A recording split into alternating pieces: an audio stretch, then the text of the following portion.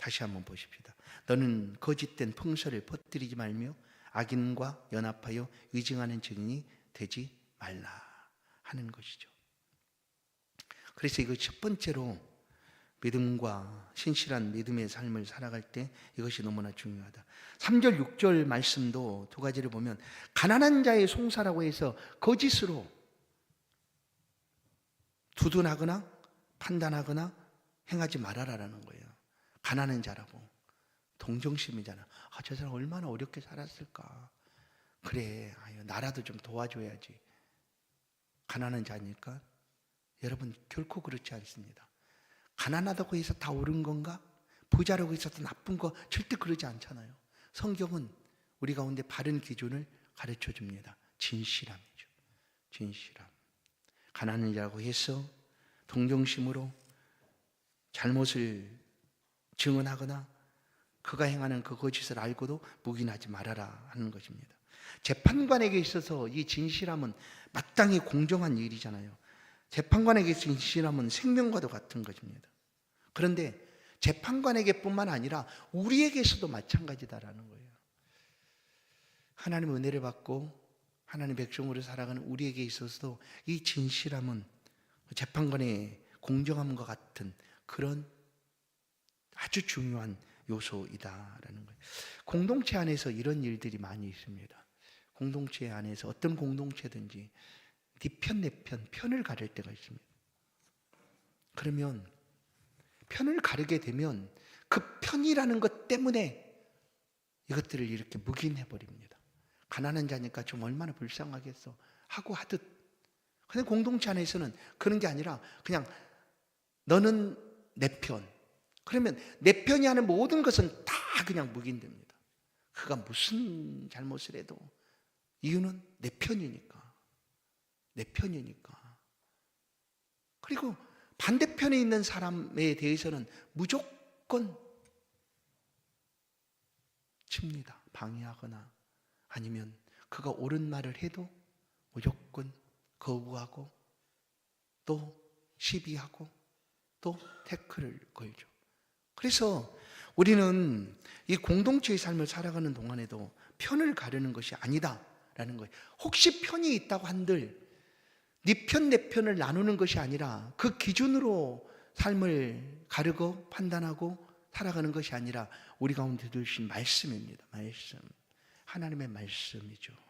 하나님의 말씀을 기준으로 분별하고 판단해야 한다는 9절을 보시면 너는 이방 나그네를 압제하지 말라. 왜 이럴까요? 이방 나그네, 이방인이야. 일단 이방인. 그러면 뭘 해도 기쁘지 않아, 좋지 않아. 우리는 유대인이고 우리는 하나님의 백성이고 저는 이방인이야. 그래 저가 뭘 하든지 무조건 그냥 거부. 그리고 합당하지도 않아. 이렇게 되는 거죠. 그래서 너는 이방 나그네를 압제하지 말라라는 거예요. 이방 나그네. 그런 기준으로. 그럼 어떻게 봐야 되는가? 그 또한 너희처럼, 아니 너희도 그렇게 나그네가 되었지 않았느냐. 그러니 그냥 이방 나그네라고 해서 무조건 압제하거나 그렇게 비방하거나 제외시키지 말아라 라는 거예요. 우리가 완전하지 않다고 말씀드렸잖아요. 우리 절대 완전할 수 없어요. 실수합니다. 실수라는 것은 어떻게 보면 자주 할 수도 있고 또 많이 할 수도 있습니다. 그러면 우리가 실수하면 우리 자신은 어떻게 합니까? 하나님 앞에 구하죠. 간절히 구하지 않습니까? 맞습니다. 그 잘못한 것에 대하여 하나님 앞에 구하여야 합니다. 그리고 회개함으로 그가 속한 공동체 안에서 네 편, 내 편으로 나눠서 그냥 무조건 내 편의 선에서 행하였다 하는 일들이 그것이 잘못되었다고 한다면 하나님 앞에 회개하고 바로 세워가는 것이 공동체가 완성되어지고 온전해지는 것이다 라는 거예요. 그래서 이 23장 1절에서 헛된 거짓 소문, 잘못된 그런 거짓 소문을 퍼뜨리거나 또한 그것을 받아들이지 말아라 라는 말씀을 합니다. 두 번째, 진실한 믿음 생활이라는 것은 결국 사랑입니다. 사랑으로 행하라는 거예요. 오늘 4절 5절을 보시면 원수가 등장합니다. 원수. 내가 만일 내 원수의 길을 잃은 소나 나귀를 보거든 어떻게 해야 될까요? 원수. 근데 5절은 똑같은 반복인데 약간 다릅니다. 4절은 원수예요. 그런데 5절은 내가 만일 너를 미워하는 자예요. 원수는 내가 싫은 사람이에요. 왜냐하면 나한테 어떤 악한 일을 행했든지 나를 괴롭게 했던 사람이니까. 그래서 원수가 된 거잖아요. 근데 5절 너를 미워하는 자는 어떻습니까? 나하고 전혀 어떤 연긴 것도 없는데 그냥 날 미워하는 사람이에요. 그 원수라고는 표현하지 않잖아요. 그냥 나하고 원수가 아닌데도 그냥 날 미워. 그냥 네 태생이 밉다 뭐 이렇게 네 얼굴이 밉다 막 이렇게 예를 들면 너의 존재가 밉다 막 네가 있는 것조차 밉다. 원수는 아닌데 이거 얼마나 상처가 되겠어요. 상처가 되죠. 결국 하나님의 백성으로 이런 삶의 자리에서 이와 같은 일들을 만나고 살아가게 될 때 어떻게 살아가야 될까? 참된 진실한 믿음 생활은 사랑이다라는 것을 오늘 말씀을 통하여 들려줍니다. 사랑이라고 얘기하는 거예요. 보세요. 4절을 보시면 내 원수가 길 잃은 소나 나귀를 보거든 그 사람에게로 돌릴지라. 원수의 길 잃은 소가 나귀가 있어요. 고소하지 않습니까? 아이고 그 잃어버린 소가 여기 있네. 어디로 좀 숨겨줄까? 아니 얘라 저리 가라 빨리 가라. 왜냐하면 그래야지만 원수에게 있어서 그냥 한마디로 우리 아이들 말에 쌤통이잖아. 쌤통. 아이고 너무너무 좋아. 나한테 악하게 대하더니 저 짐승들 봐봐 다 흩어져 가지고 얼른 다 도망가라. 그렇게 하는 것은 그냥 하는 거예요. 그런데 그것은 우리의 본성으로 그냥 해가는 일들이에요. 가르쳐주지 않아도 누구든지 그렇게 해요. 그런데 진실한 믿음 생활, 곧 하나님의 백성으로 이 말씀들을 들려주시고 살아가도록 하신 하나님 앞에 살아가는 삶이라는 건 뭐냐면 너무나 어렵죠. 그렇게 하는 것이 더 쉬운데 그렇게 하지 말라는 거예요. 그러니까 어려워요. 어떻게 하라고 얘기합니까? 4절을 보면 반드시 그 사람에게로 돌릴지며. 그 사람한테 원수지만 잃어버린 그 소나 나귀들을 돌려줘라 하는 거예요. 그게 어떻게 반드시라고 해요. 반드시. 어려워요. 진짜 어려워요. 어떻게 해야 돼요? 그러나 우리는 힘들고 어려워서 이렇게 고민하고 그 순간 막 눈동자도 흔들리고 어떻게 돼 이렇게 하겠지만 우리 안에서 단 한 시간 한순간도 떠나지 않고 계신 하나님의 성령께서 그때에 우리를 도우실 줄을 믿습니다. 우리가 이 말씀을 붙들고 그래 살아가야지 할 때 그 신약에서 말씀하잖아요. 너를 핍박하는 자가 너를 끌고 관원에게 나아가려고 할 때 그 관원 앞에 나가서 내가 무엇을 말할까 어찌할까 염려하지 말아라. 하나님의 성령이 다 알게 하실 것이다 하는 그런 말씀도 있지 않습니까? 그 구약 속에서도 하나님이 말씀하시고 그렇게 살고자 하는 우리들을 하나님 인도해 주신다는 거예요. 5절을 보시면 어떤 사람이요? 그냥 까닭없이 미운 사람이요. 나를 미워하는 사람. 어떻게 보면 이게 더 힘들지 몰라요. 이게 더 힘들지 몰라요. 그런데 그 사람에게 보세요. 내가 만일 너를 미워하는 자의 나귀가 짐을 싣고 엎드러진 것을 보거든. 아이고 참 나를 그렇게 미워하더니 그 짐승도 아주 그냥 꼴 좋다. 그냥 짐 싣고 가다. 저기 엎드려져 있네. 그냥 널브러져 있네. 아이고 고소하다 고소해. 그렇게 하라는 것이 아니라 보세요. 그것을 도와 그 짐을 부리지. 도우라는 거예요. 왜 못해요? 못한다고 말하는 게 더 쉽다니까요. 우리는. 그런데 하나님이 말씀하는 거예요. 도와서 짐도 부려주고 너를 그렇게 미워하는 사람이 그 짐승이 저렇게 힘들어 있으니까 내가 그를 도와주라 라는 것입니다. 이 말씀은 이제 구약 약속의 말씀으로만 끝난 것이 아니라, 그래서 구약과 신약은 다 연결이 되어 있다는 표현이잖아요. 예수님께서 오셔서 오른편 뺨을 맞으면 어떻게 하라고 얘기합니까? 돌려대라 왼편도. 이것은 막 싸우자 그런 얘기가 아니에요. 그럼 뭘까요? 참아주라는 거 아니에요? 그리고 사랑하라는 것이에요, 사실 어떻게 보면. 근데 안 돼요. 어려워요. 그래, 맞아요. 그런데 어려운 길을 우리가 걸어가는 것이 어떻게 믿음 생활이에요.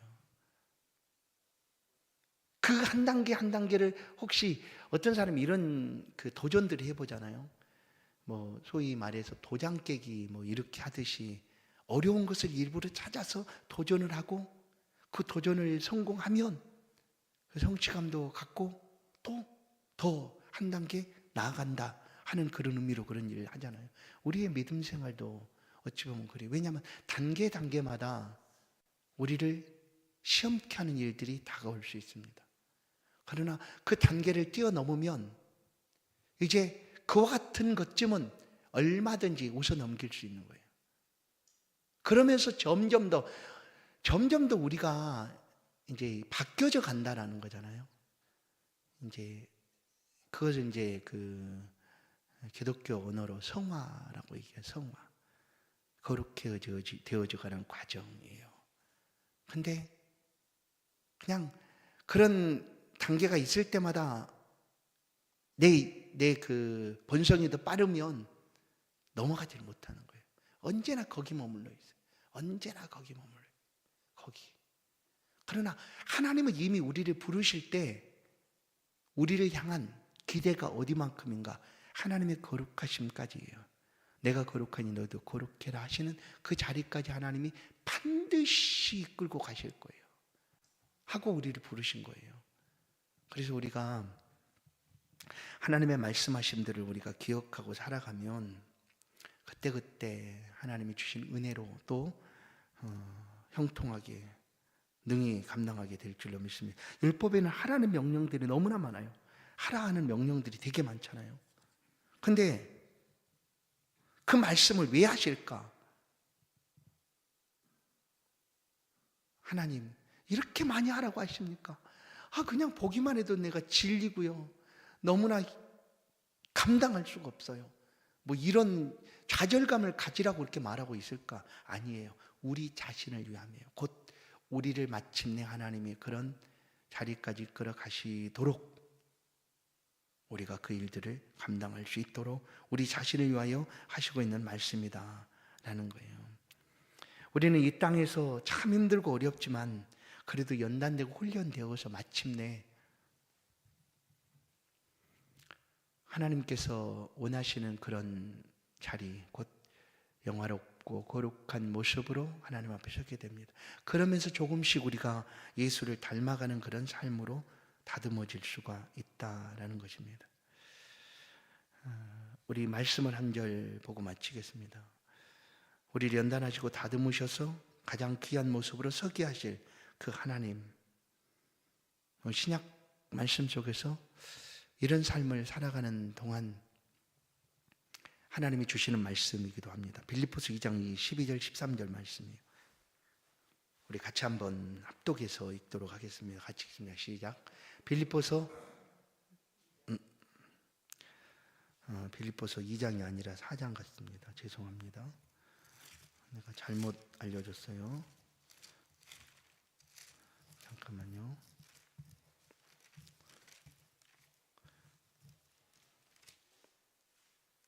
네.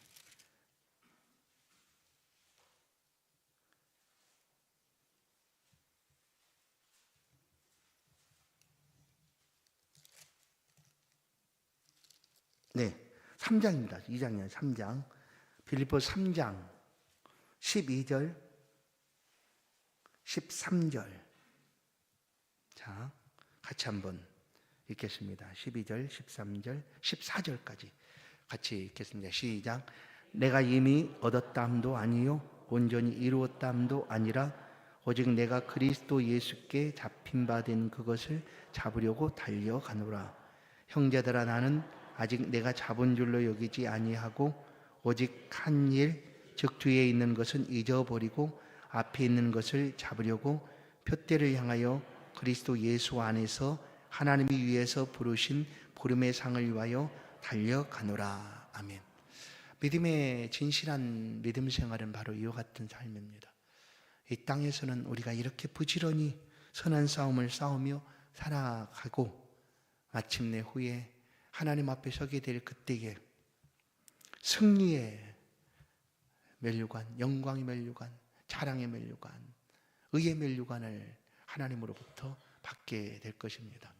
그때까지 우리 안에 있는 모든 죄와 더불어 싸우시고 말씀을 붙잡고 참 어려워도 힘들어도 이 말씀 안의 삶을 넉넉하게 살아가는 우리의 복된 신앙생활 되기를 간절히 축원합니다. 하나님 아버지 감사합니다. 이 저녁 우리를 도우시고 또 함께하여 주셔서 주 앞에 간절히 기도할 수 있도록 또한 하나님 말씀을 붙잡고 다시 한번 새롭게 설 수 있도록 은혜 주시니 감사합니다. 진실한 믿음의 삶을 살아가게 하여 주옵소서.